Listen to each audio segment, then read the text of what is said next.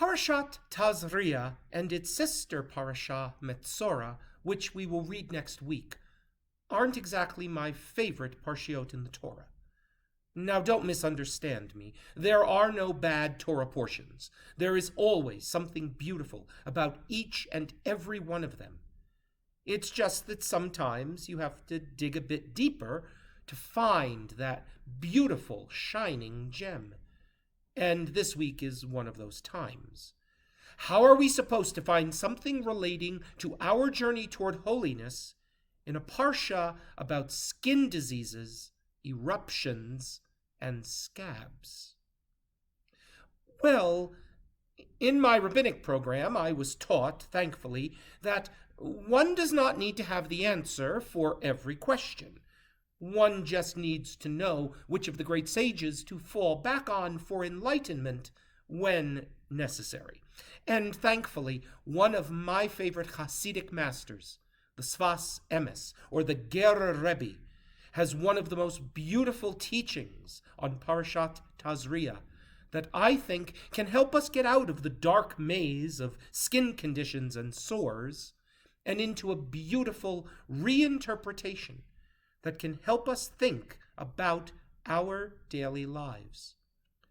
The core of his teaching hinges on the fact that the Hebrew word for skin, or spelled with an ayin, sounds just like the Hebrew word for light, or, but now spelled with an aleph.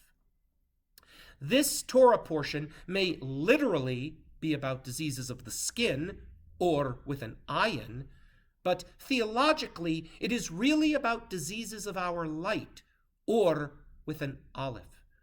For the Sfas Emes, the skin diseases talked about in this week's Torah reading represent a clogging of our spiritual skin, which results in our light not being able to shine through.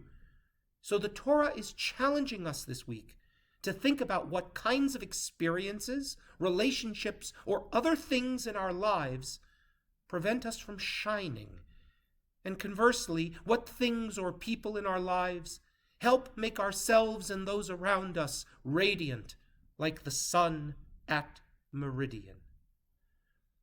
A difficult question, but one I think worthy of consideration. What gets in the way of your light shining? And what can you do to help unblock yourself so that your light can go forth again and bring beauty, joy, and healing to the world?